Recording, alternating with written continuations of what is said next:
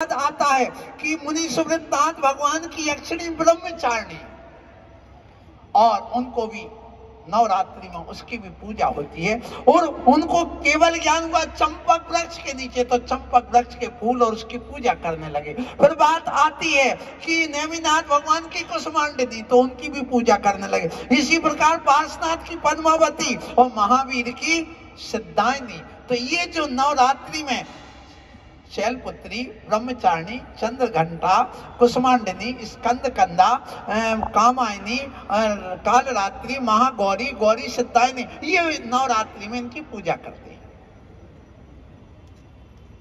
लेकिन जो जैन धर्म का अनुयायी भक्त होता है वो क्या कहता, सुनिए आप लोग। आपको सांसारिक इच्छाओं की पूर्ति करना है कि अपनी आत्मा को परमात्मा बनाना, बताइए।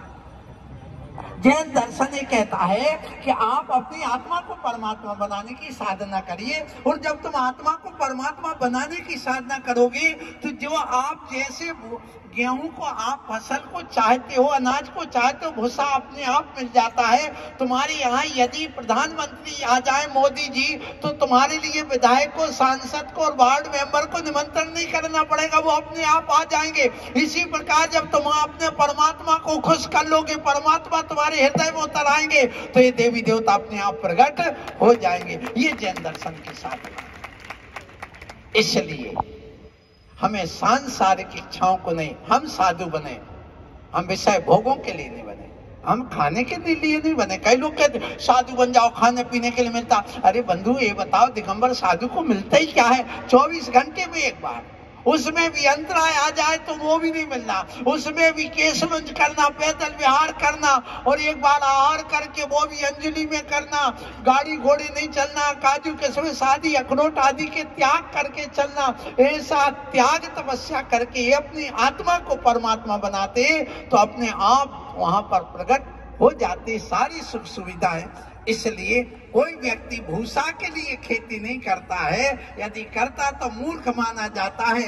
गेहूं के लिए, फसल के लिए खेती करता। इसी प्रकार जैन धर्म ये कहता है कि आप अपनी आत्मा को परमात्मा बनाने के लिए आप क्रिया करिए, अपने आप संसार के वैभव अपने आप मिलते चले जाएंगे, तुम्हें इकट्ठा करने की जरूरत नहीं पड़ेगी। लेकिन इन सब के पीछे मैं आप लोगों से एक बात और कहूंगा कि देखिए, आप यहाँ पर रह रहे हैं, बहुत अच्छा है।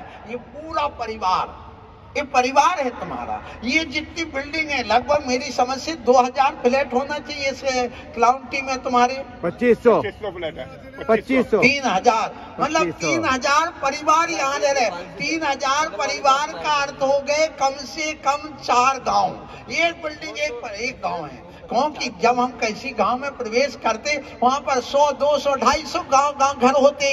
अब इसमें एक बिल्डिंग में 200 परिवार रह रहे, माने एक बिल्डिंग एक गांव के बराबर है। यदि मैं यहाँ आया हूँ कॉलोनी में, मुझे बड़ी खुशी हो रही, आनंद हो रहा है, इस बात का हो रहा है कि मैं कम से कम, मैं अभी रास्ते में आकर के महाराज से कहा, मैंने कहा यहाँ आ जाने का अर्थ में एक गाँव में, एक शहर में आ गया हूँ। एक अपने आप में ये जो सोसाइटी वो एक शहर का काम कर रही है।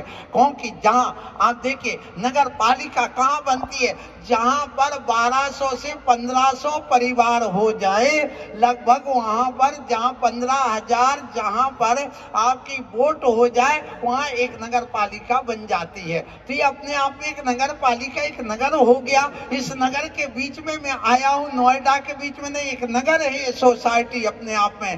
तो आप लोग एक परिवार की तरह रहिए, और जब आप यहाँ आएंगे, यहाँ संतों की बात सुनेंगे, आप यहाँ पर आकर के अपनी भक्ति आराधना करेंगे, इनके उपदेश सुनेंगे, आपके जीवन में अपने आप सुख शांति मिलेगी, इसमें कोई संदेह नहीं। तो आप यहाँ पर आकर के बैठे प्रवचन सुनने के, हमें कुछ मिले। आपका उद्देश्य ये है कि हमारे जीवन में कुछ ज्ञान मिले, हमारे जीवन में कुछ शांति मिले, हमारे जीवन में आनंद मिले, हमारे जीवन में कुछ उपलब्धि हो, हमें सफलता मिले। तो ध्यान रख लो, ये जो साधु जब तुम्हारे नगर में आते हो और तुम हाथ जोड़ते हो, क्या करते हो? हाथ जोड़ते का मुख मोड़ते हो? ईमानदारी से बताना है। हाथ जोड़ा आपने, और हाथ जोड़ने का विज्ञान क्या है? हाथ जोड़ने का विज्ञान क्या है? देखिए, जब हम हाथ जोड़ते तो ऐसे हाथ नहीं जोड़ते, कभी जोड़ना भी नहीं। यदि कोई ऐसे हाथ जोड़ता है, इसका मतलब है इस व्यक्ति से संभल के रहना, ये व्यक्ति का मन उलझा हुआ है, ये उलझाने का काम करता है, ये मनोदशा प्राप्त होती है। पर यदि कोई ऐसे हाथ जोड़ता है, इसका मतलब ये है कि ये व्यक्ति बिना सहारे के नहीं रहता, इसको सहारा चाहिए। फिर इसके बाद कोई व्यक्ति ऐसे हाथ जोड़ता है, एकदम इसको चिपका करके कड़ा, ये व्यक्ति बहुत कठोर है, इससे सावधान रहना। यदि कोई से का हाथ जोड़ो फिर भी वो बैठा है ऐसा, मतलब इसके अंदर कोई उत्साह नहीं होता, ये निष्क्रिय आदमी है, पुरुषार्थी नहीं, मेहनती नहीं, ये कोई काम का आदमी नहीं। इसलिए हाथ जोड़ते समय मुकलीकृत हाथ बताएगा। मुकलीकृत का अर्थ, जब आप इस हाथ को यूं करोगे, ये ऊपर उठा हुआ होना चाहिए, ऊपर का भाग। तो आपने मिस्र के पिरामिड सुने होंगे, उसमें जो मिस्र के पिरामिड होते हैं उनमें कॉस्मेटिक एनर्जी तैयार होती है। आपको मैं उस सुख शांति समृद्धि के उपदेश देने के लिए ये बात बता रहा हूं कि आप घर में सामान लाएं, आप घर में सामान कभी फ्रिज में ना रखें। क्यों नहीं रखें ने? इस हाथ जोड़ने की कला से आपको समझ में आ जाएगा। देखिए, कॉस्मेटिक एनर्जी एक होती है, आप तो साइंस के पढ़े हुए विद्यार्थी हैं, मुझे मालूम है, सब इंजीनियर और डॉक्टर और सीए और एमए किए हुए सब लोग यहाँ बैठे हुए हैं। तो देखिए, जब हम हाथ जोड़ते तो एक पिरामिड ये बन गया और एक पिरामिड ये बन गया। पिरामिड बीच में उठा रहता, आजू बाजू यहाँ है। और मैं जब प्रवेश कर रहा तो हमारे भैया जो है शशांक, वो कह रहे थे मिस्र की डिजाइन पर पिरामिड के आकार का कुछ दे करके इस कॉलोनी को बनाया गया।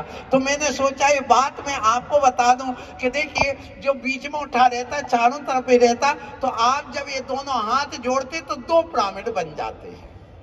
कितने बन गए? 2। तो जब आप हाथ जोड़ते तो आपके हाथ का